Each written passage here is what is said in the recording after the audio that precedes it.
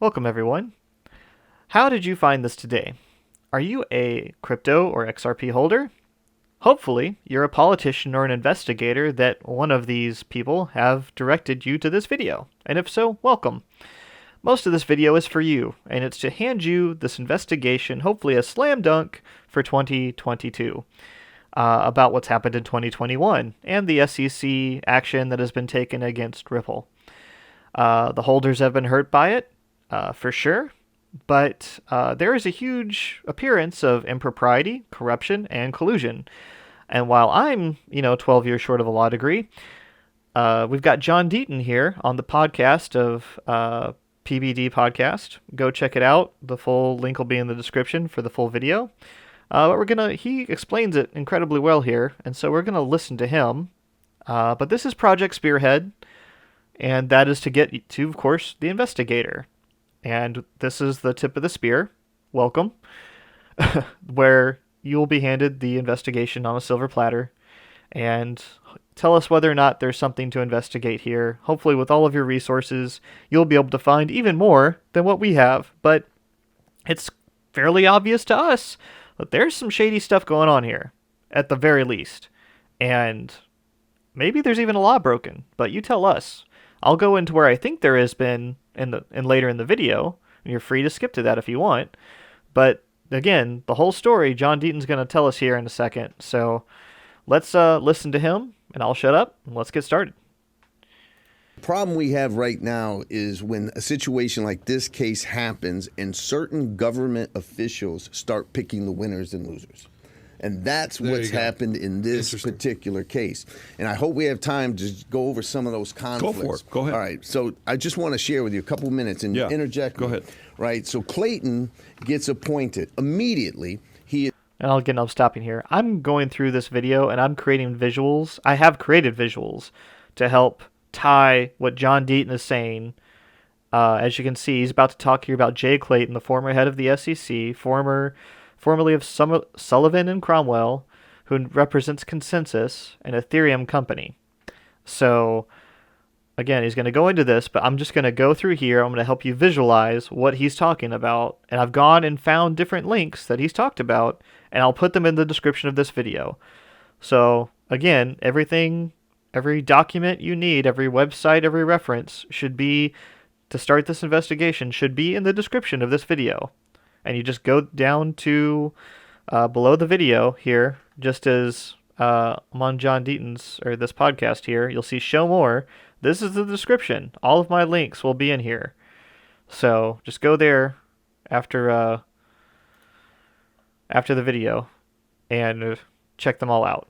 But again, we're just going to go into it here. Is called Clayton is former SEC chair.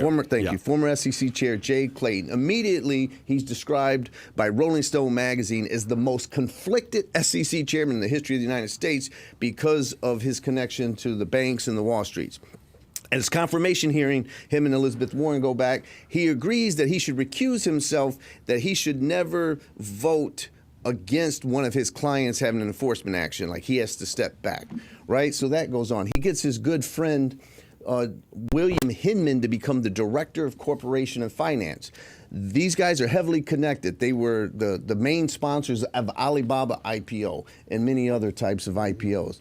Bill Hinman comes in. Jay Clayton is from firm Sullivan and Cromwell, okay? And Bill Hinman is from Simpson Thacher. Well, immediately in December of 2017, Sullivan and Cromwell represents the co-founder of Ethereum, Joe Lubin, and Consensus. And Bill Hinman has a meeting with them, and they start talking. Immediately, the very next day, Consensus general counsel gets up and starts talking about how they're building this alliance with the SEC. They go on to have 4 to 5 more meetings with Consensus and the co-founders of Ether with Bill Hinman. Bill Hinman's firm is a member. Just so I can track it. So you have a private law firm, the Ethereum, and then you have the SEC all together in meetings? Right. What you have is you have the co-founder of Ethereum, Joe Lubin, and the founder of Consensus meeting with SEC, Bill Hinman, and his firm is a member of the Enterprise Ethereum Alliance. To what end? What in what capacity? What was the what was the reasoning for the meeting? I think he's getting to it. The Continue. reason for the Yeah. meeting is because they start lobbying for a Ethereum free pass. Right? They want to say, hey, Ethereum, yeah, we maybe did an ICO because it was the world's first ICO, but it's sufficiently decentralized. So Jay Clayton then tells. So I'm going to stop it here a second. So I'm pointing these things out. But again, Simpson and Thatcher is who William Hinton worked for, I guess still works for. Your investigation, you figure it out. But they're part of the Ethereum Alliance. This is Ethereum Alliance's website right here. Simpson and Thatcher. That's who he's connected to. Joseph Lubin. Consensus. Owns it. A part of the Ethereum Alliance. Having 4 to 5 meetings together. What do you think that's about? Oh, it's the Ethereum free pass. Again, go do your own investigation. Just handing it off to you on a silver platter as we keep going. Andreessen Horowitz, which is a huge investor in crypto, right? They have the $2.2 billion fund, big Ether backers. He says, write a memo up for us and tell us what you want. They write a memo and a safe harbor proposal. There are multiple meetings that take place. A secret meeting in March of 28th of 2018, and it gets leaked because there's some stuff going on in there. And they propose a safe harbor for crypto, but the only crypto they mention is Ether. And then So let's stop it here again. These links will be in the description. Or I might just leave a link to this board so you can go and look at all the links. All you have to do is double click here. Sorry, it's making me a liar. Oh, you have to hit this button here, source. I'll just open it up to the article for you. There's a lot of, besides this thing right here. But anyways, you can go to the source. But this is part of this article, is that this leak that happened that he's talking about in 2018. Venture capital firm Andreessen Horowitz helped assemble a group of investors and lawyers that met with the Securities and Exchange Commission in late March. They also proposed a safe harbor for some of the virtual currencies, according to the copy of the proposal reviewed by New York Times, and 3 people briefed on the effort who agreed to speak on the condition of anonymity because of the proceedings were confidential. Regulators have indicated that in private meetings that they are considering whether virtual currencies, including Ether, the second most widely used digital token, should be categorized as a digital security. According to 3 people who have been in the meetings, that designation could cause a significant drop in the value of Ether. New York Times. And so, anyways, this is the article. Go check it out. I think that's what he's talking about. That's what I found in my research. We'll keep going, though. Happens on June 14th, 2018. Bill Hinman, gratuitously as Director of Corporation and Finance, very high up at the SEC, gives his infamous speech where he says, setting aside the fundraising that took place with Ether, it is sufficiently decentralized today, and therefore current sales of Ethereum are no longer considered a security. He goes on CNBC, and he says, well, when we look at Ethereum... We'll stop there a second. Again, you can just double-click on this and go to the article there. This is the actual speech, believe he's talking about. But again, they were meeting here. They were talking about these backroom deals. Supposed to be confidential, but they got leaked to the New York Times about Ether. Then all of a sudden, June 14th, they have the speech that just caused so many issues. And even recently, the SEC in the Ripple case, from my understanding, has said that up until this point, they've referenced the speech several different times and said, oh, well, that was when the SEC said that they got this free pass was in this speech. It was sufficiently decentralized. And so again, go check it out, but that's what he's talking about on June 14th here. So we'll keep moving on. We don't see a third-party promoter. You just had a meeting with him. It's a backroom deal. You just had meetings with him. He had a meeting on June 8th. 6 days before the speech, he had a meeting with the promoter. So he gets up there and says, we don't see it. In criminal law, this sounds like a proffer meeting almost. And then, absolutely. Then all the people start asking, well, what about XRP? So this is the CNBC.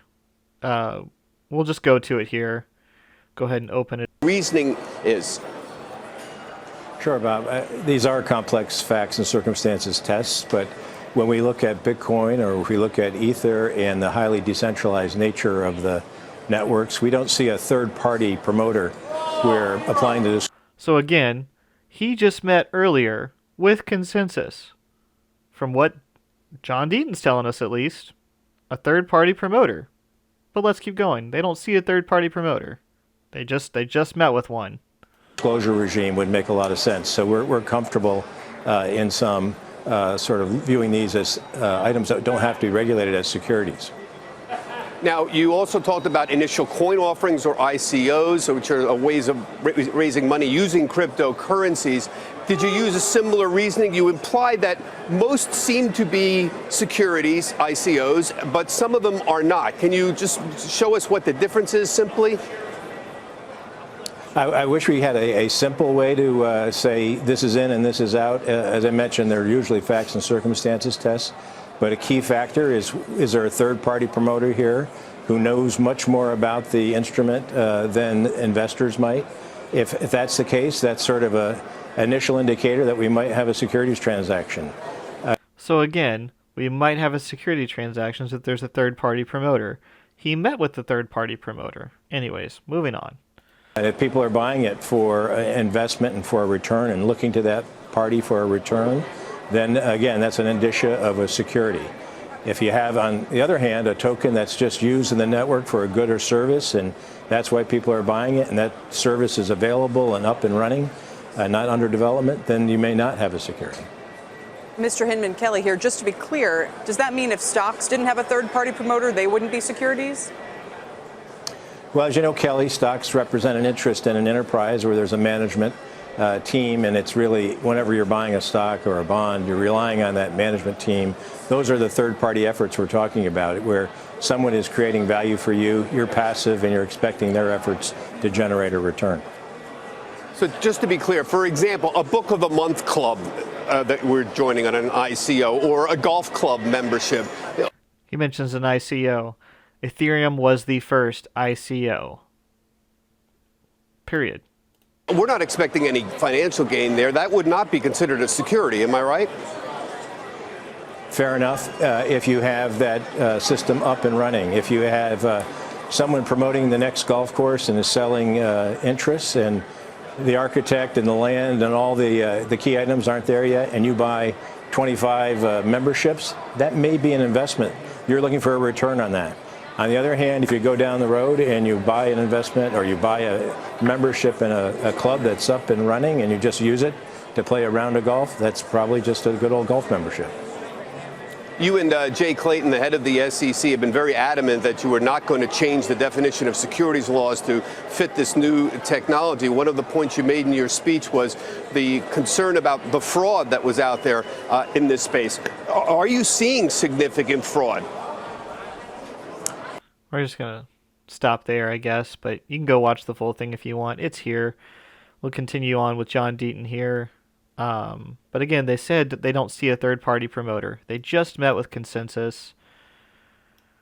It's all the dates are broken down. If you go to like the video library here on crypto law, it's all dated. It's if you just watch these in a row, I might even make a video of just going through all of these and just watching them all just to see the progression. Because how I've seen this, guys, and I'm sure anyone's watching this on YouTube has been through and they've seen different ones of these videos. Or, they may have seen them all. But it's all here, but we can't seem to get it to the right person. But hopefully that's you and you're investigating. So let's move on. Let's get back to the video. XRP was actually number 2 at the time behind Bitcoin, and it was battling Ether for the number 2 spot. Oh, we're not going to comment on any of further tokens. Joe Lubin then goes out and starts basically saying what the SEC is going to do. He says, we're working with the SEC. They gave Ether a pass. They gave Bitcoin a pass. All these other coins. He literally says this are absolutely spectacularly disadvantaged compared to Ether. They didn't mention XRP. That's very interesting. He says the SEC is going to be coming after certain projects. All of I have this Twitter. I think that's it. So let me just go ahead and pull it up if that's the one I'm thinking of.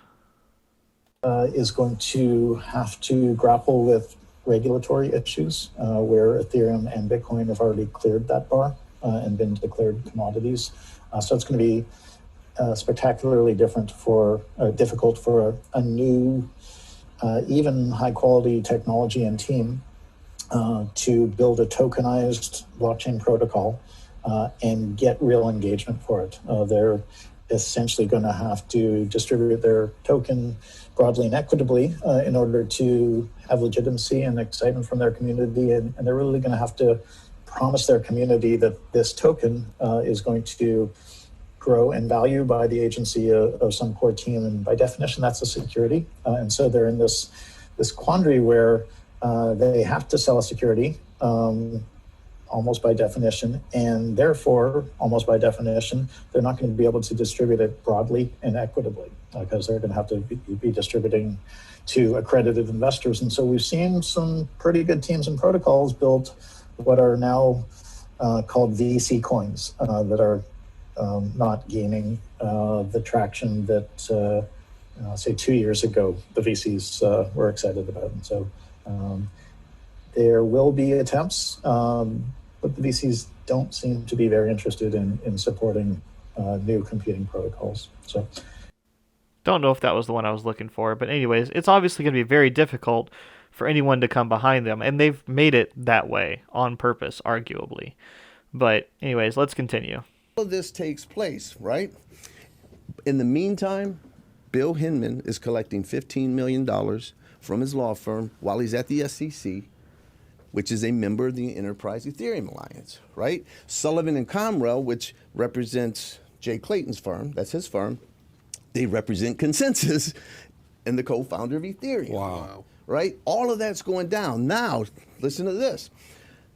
Just before the lawsuit happens, now in the meantime, Ripple's allowed to buy 9% of MoneyGram and use XRP. It's actually, they're giving it to MoneyGram, who's then selling it on exchanges for dollars. They Coinbase in January of 2019 goes to the SEC and says, look, our securities lawyers have decided that XRP is not a security. We want to list it. What do you say, SEC? SEC doesn't say anything. 1 month later, XRP is listed on Coinbase. Then, in October, One River comes out and they make a $1 billion bet on Bitcoin and Ethereum. That's in October. It also, Consensus decides that they're going to buy Quorum, which is a competitor to Ripple. They're trying to replace SWIFT, the messaging and money banking system. So here we have Joseph Lubin, who is the founder and CEO of Consensus, and they buy Quorum. And if you look at I just Googled Ripple competitors, Ripple alternatives, Quorum. Okay. They bought it out. They're trying to make sure that Ethereum gets this pass, and they're essentially picking and now competing with Ripple in what they're doing. Okay. Basically, which is what Ripple was completely focused on. And then on the last day, you've got on a 3-2 vote, who does Clayton go with? He goes with the two Democrats, even though he's a Republican. Votes to file the suit against Ripple as he's walking out the door. His excuse has been reported, well, he deferred to the staff. The director of enforcement leaves 3 weeks later to go to Simpson and Thatcher. Going to Simpson and Thatcher, the former head of enforcement. So we'll just jump over here real quick. I kind of got back and forth here. So this is the former head of enforcement, and who he's referring to from my research, Mark P. Berger, former acting director and deputy director of Division of Enforcement for the regional office of the SEC. And he left. And he's about to talk about these people leaving as well, William Hinman and Jay Clayton. So they filed this SEC enforcement, and then they walk out the door. And they go to people, not to people, to organizations like Simpson and Thatcher. Okay, they're part, as we talked about before. If I go back here, oh my gosh, all the way back. Where is it? Simpson and Thatcher. I had it over here. Simpson and Thatcher. Oh, they're part of the Ethereum Alliance. Interesting. So the enforcement person who helped to bring that action, as well as Jay Clayton, goes to Simpson and Thatcher. Man, what a connection. Okay. Let's go back here. And again, William Hinman, supposedly $15 million. We'll find out about Jay Clayton here in a second, but he goes to One River, as you're about to find out as John Deaton speaks about it. And One River is, let's see what he says about it. Let's just keep going. Clayton left. Bill Hinman left. All of these senior people who were supposed to foresee this case, right, and see it through, all leave. 2 weeks before what I mentioned earlier, before this happens, Joseph Grunfest, former SEC commissioner who helped Ethereum, writes, and I got the letter here, writes to Clayton and the commissioners and says, listen, you've never made a material distinction between Ether and XRP. If XRP is a security, Ether's a security. If you're going to allow XRP, Ether to be traded, you got to let them trade it. He even goes as far I as got 15 million reasons why that's not true. he goes as far as to say, if you file this lawsuit, it calls into question the commission's discretion. This is like a damn John Grisham novel, Right? man. He says that. And so what happens? Jay Clayton votes for the... So we're going to stop there again. For some reason, this paper, this article, has not been released, was just recently released to the community. I think it was from a FOIA, Freedom of Information request. And anyways, this is a quote from it. I'll put the link to the whole video here. I'll just go ahead and import a link, actually. While that's... Put that down here, I guess, for later. And so this is what he's talking about. The contemplated enforcement proceeding, talking about the enforcement proceeding against XRP and Ripple.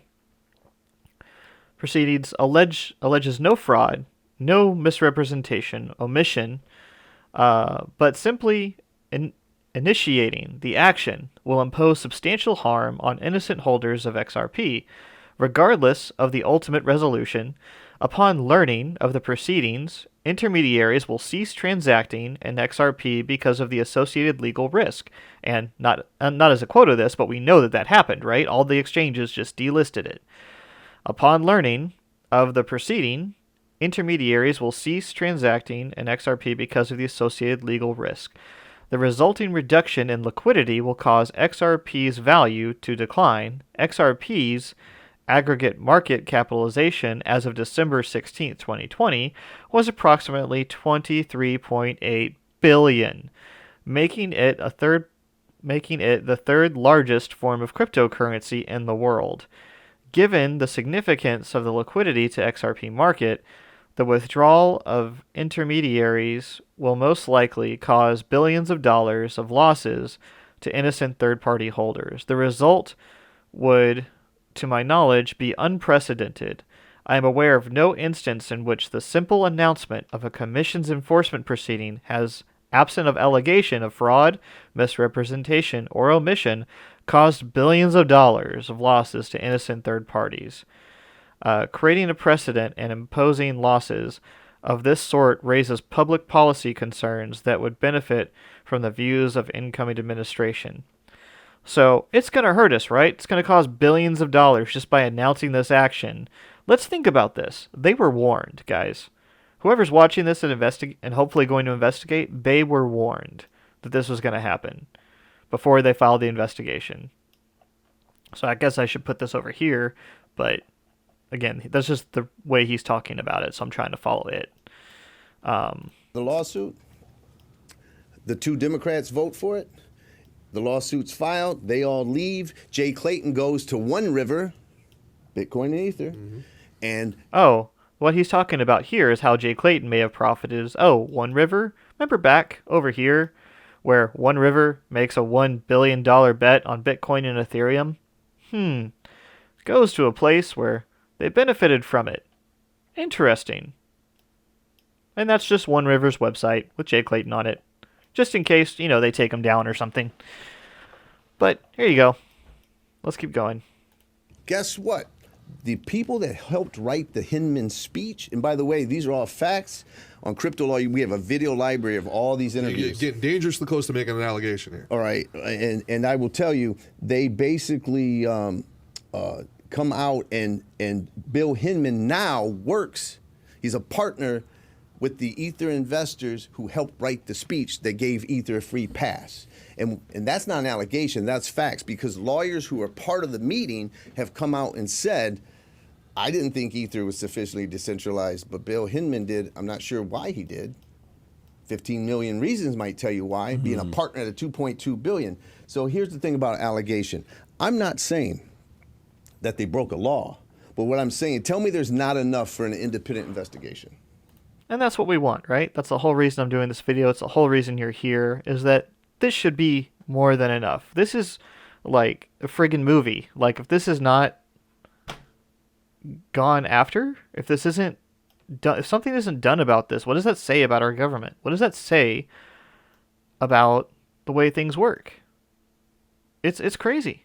And he's about to go into it, guys, but this is, again, not my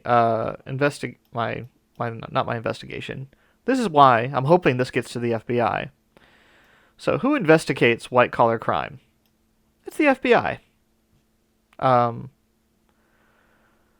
So examples of white-collar crime include securities fraud, embezzlement, corporate fraud, money laundering. In addition, the FBI and titles investigate white-collar crime include the Securities and Exchange Commission, the National Association of Securities, blah, blah, blah, blah, blah. You get the idea. Hey, they're there.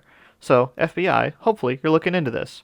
So what does it take for the FBI to investigate? Because maybe I don't have enough here. Maybe this isn't the silver platter I thought it was going to be. Okay. What does it take for the FBI to investigate? The federal law enforcement agencies will investigate crimes only if there is a reason to believe the crime has violated the law. Okay. So it gives a little example there, which I'm not really sure is the full example. But here's your reason, okay? I'll let you pause the video to stop and look at this if you want. But this is the free pass timeline that the community gets passed around, and there's so much more. This is just the tip of the iceberg. Everything's going to be in the description. This is a picture, so it might not be in the description, but you can link back to this. I'll put a link to this board in there so you can go view it if you want. But again, pause it here if you want to read it. I'll kind of zoom in here and then go down here a bit. All right, that should be enough in case you want to pause. But again, what law has been violated here? Okay, so if you're an FBI investigator, this is the law that also gets passed around that we wonder, hey, these people are doing these things. Maybe there should be something done. An employee, this is Title V, employee shall not use his public office for his own private gain, for the endorsement of any product, service, enterprise, or for the private gain of friends, relatives, or persons with whom the employee is affiliated in a non-governmental capacity, including the nonprofit organization of which the employee is an officer or a member, or a persons of whom the employee has seek employment or business or relation, which we know that Jay Clayton, William Hinman, and Joseph Luma is the head of Consensus, so I guess, but Jay Clayton and William Hinman definitely seem to fit that part. Business relation. So anyways, did they profit by decisions made in public office for private gain? I would argue that they did. In fact, I think we have video, and we know where they went to, and we have a very clear history of where they're going to go. But I may make future videos to just kind of break that down and see if that's the case. But you, hopefully at the FBI, have better resources than I do to be able to seek those things out. But that's Title V. Maybe they violated it, maybe they didn't. That's up to your investigation. Hope they did. Well, I don't hope they did. I believe they did. And I think it's pretty clear if you look at the evidence that we have thus far. So can we please get an independent investigation or an FBI investigation? I'm not sure if that's independent or not. Jay Clayton's about to go in here. That Empowerment Oversight, which is a whistleblower, has filed several different things. Let's continue to listen. Let's hear about him real quick. That's all we want. We want an independent investigation. In the meantime, don't take John Deaton's word for it. An independent organization, Empower, is in litigation with the SEC because they won't turn over documents. They won't give us Bill Hinman's calendar. How is a guy who's being paid by tax dollars, director of corporation finance, they won't give us his calendar to who he met, when he met. They won't release it.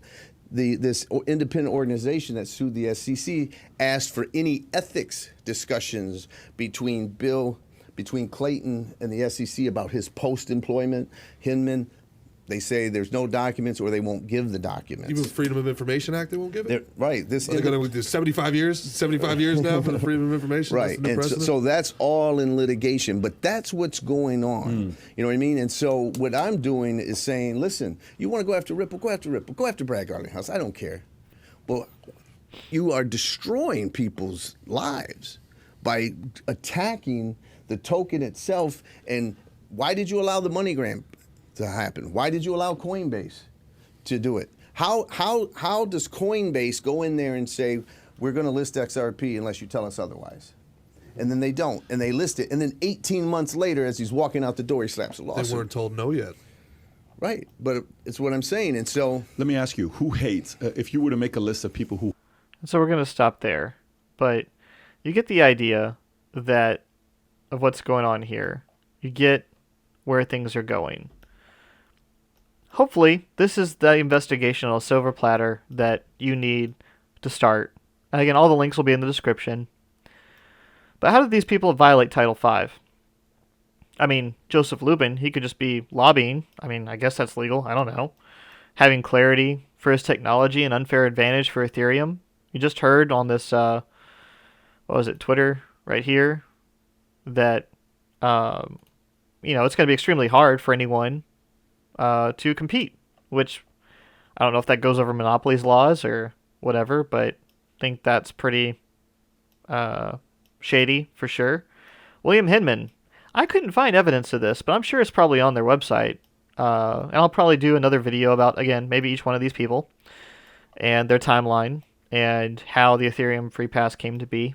But again, you have the resources at the FBI to do that. So hopefully this video is reaching that person.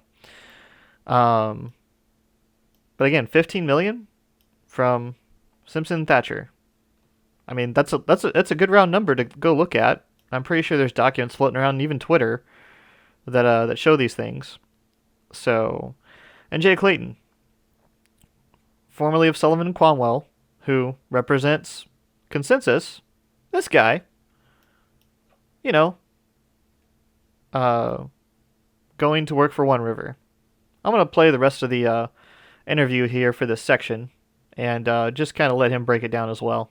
Who hate XRP? Who would you say hate XRP? Not dislike, who hate it? Joe Lubin, who is the co-founder of Ethereum, the founder of Consensus. We have him on video saying XRP is overvalued. XRP is a shitcoin. XRP this. XRP is not a competitor, and so we're not worried about it. The day of the Hinman speech where he gave Ether the free pass, Joe Lubin goes on the same stage right after Bill Hinman, and he says these words. He says, by the way, I didn't get to read all of the speech. Did they bring up XRP? And the moderator goes, no. He goes, well, isn't that interesting, right? He goes on later in interviews to say that the SEC is going to be coming after certain projects, and he hints that it's going to be XRP. And the thing that you have to understand is the guy who's saying XRP is not a competitor, XRP is not a competitor. Why is it the first token you bring up after you're given the free pass? And the other thing that the SEC won't give us is, did you know that 63 emails went out with that draft speech that gave Ether a free pass? Do you know who was the only commissioner to get a draft version of it? Who's that? Jay Clayton. Did you know Crypto Mom herself, Hester Peirce, never saw it? How do you draft this? Why would Clayton even be involved in that draft? Why would he even? He gave input. He's the only commissioner. Bill Hinman was deposed. Ripple was successful in getting him deposed. Of course, they redact everything to the public.